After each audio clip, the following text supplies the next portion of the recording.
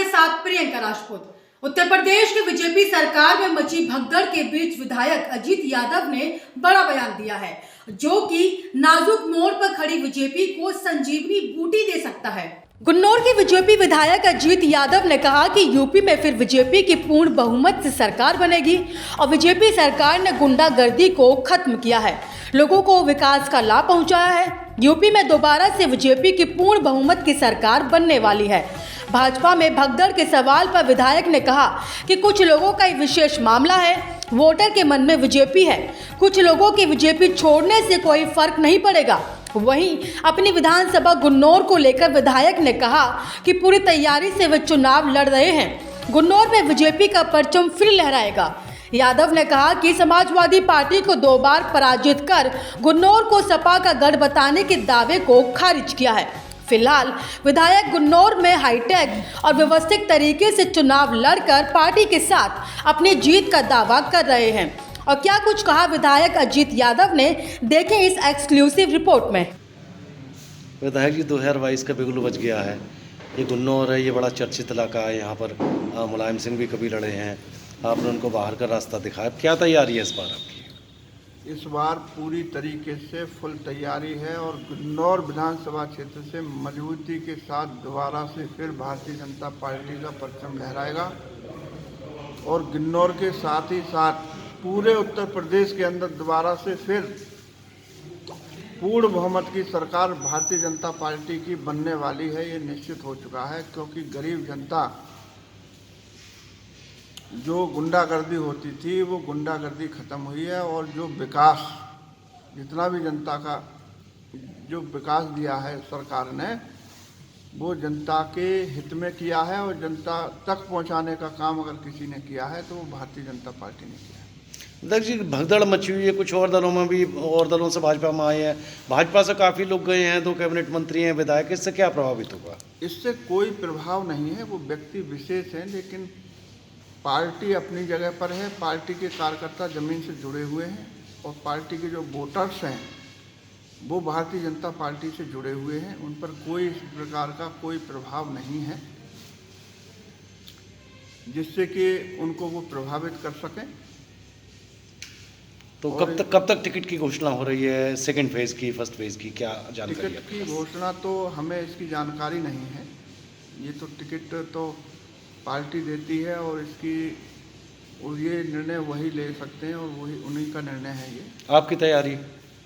हमारी तैयारी पूरी तरह से चल रही है। रातों दिन हम मेहनत कर रहे हैं और जनता पूरी तरीके से यहाँ का मूड बनाए हुए है कि दोबारा से फिर एक यादव बाहुमूल्य क्षेत्र है गुन्नौर विधानसभा क्षेत्र पूरे उत्तर प्रदेश में, यहाँ पर दोबारा से फिर भारतीय जनता पार्टी का झंडा लहराने वाला है। नमस्कार, मैं आपके साथ प्रियंका राजपूत। उत्तर प्रदेश के संभल में एक विवाहिता को दहेज लोभियों के जरिए हत्या करने का मामला सामने आया। बताया जा रहा है कि महिला की 1 महीने पहले शादी हुई थी, तो वहीं पर ससुराल पक्ष के जरिए लगातार दहेज को लेकर विवाहिता को प्रताड़ित किया जा रहा था और जिसके बाद परिजनों के जरिए थाने में तहरीर दी गई और तहरीर देने के बावजूद भी पुलिस ने कोई कार्यवाही नहीं की और जिसके बाद सवालिया निशान खड़े हो रहे हैं। ताजा मामला गुन्नौर कोतवाली के कस्बा बबराला का है। नवंबर महीने में नंदकिशोर ने अपनी पुत्री का विवाह औरैया जनपद के कुकरघाट में किया था। तभी से ससुराल पक्ष लड़की को तंग करते आ रहे थे और दहेज की मांग कर रहे थे। नंदकिशोर ने अपनी पुत्री को हिंदू रीति रिवाज के हिसाब से सब सामान दहेज में दिया गया, लेकिन लड़का पक्ष के लोग लड़की को तंग करते रहे। मंगलवार को लड़का पक्ष लड़की को बबराला से बुलाकर लेकर गए और उसके बाद रास्ते में लड़की की हत्या कर दी। गुरुवार की शाम को लड़के पक्ष वालों को सूचना मिली कि लड़की की हत्या की गई। लड़की पक्ष के लोग लड़की की ससुराल पहुंचे, जहां पर घर पहुंचे तो देखा कि लड़की मृत अवस्था में पड़ी मिली थी। मोहल्ले वालों से पूछा तो बताया गया कि लड़के पक्ष के लोग सभी फरार हैं, लेकिन गुन्नौर पुलिस कोई कार्यवाही करने को तैयार नहीं है। तो वहीं कुकरघाट प्रधान आए और कहने लगे कि हमारा कुछ नहीं होगा। बताया जा रहा है कि वे लोग ज्यादा दबंग हैं। अब देखना यह है कि योगी सरकार में लड़की को न्याय मिलता है या नहीं। तो वहीं पीड़ित ने संभल पुलिस से न्याय की गुहार लगाई है और तहरीर भी दी है। नमस्कार, मैं आपके साथ प्रियंका राजपूत और बात करेंगे उत्तर प्रदेश की हमीरपुर की। हमीरपुर में पुलिस को बड़ी सफलता हासिल हुई है।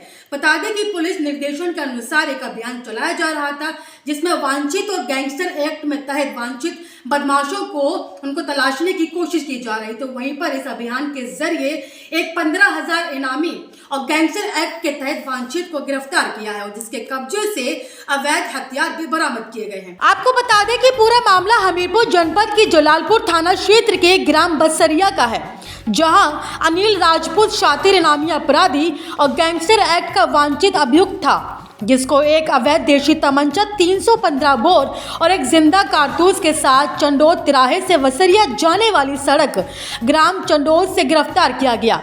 अभियुक्त की गिरफ्तारी के लिए पुलिस अधीक्षक हमीरपुर द्वारा 15,000 का पुरस्कार घोषित किया गया था।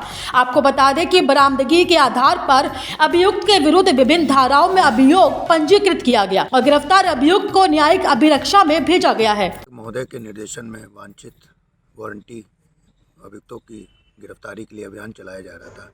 उसी के क्रम में आज एक गैंगस्टर का वांछित अपराधी अनिल राजपूत बसरिया का रहने वाला है, जिसे चंडौत और बसरिया को जाने वाली सड़क के बीच से पकड़ा है। इसके पास से अवैध तमंचा 315 बोर और एक अवैध जिंदा कारतूस 315 बोर का मिला है। इसके ऊपर गैंगस्टर का मुकदमा है और 2 मुकदमे अवैध शराब निर्माण बिक्री के हैं।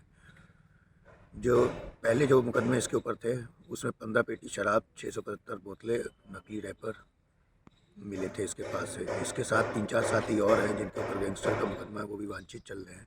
शीघ्र ही उनकी गिरफ्तारी की जाएगी। जलालपुर पुलिस ने बहुत अच्छा काम किया है कि एक वांछित 15,000 के इनामियों को पकड़ा है। आगे भी हम लोग प्रयास करेंगे कि जल्दी से जल्दी वांछित अपराधी पकड़े जाएं। देश दुनिया की तमाम खबरों को देखने के लिए जुड़े रहिए हमारे साथ।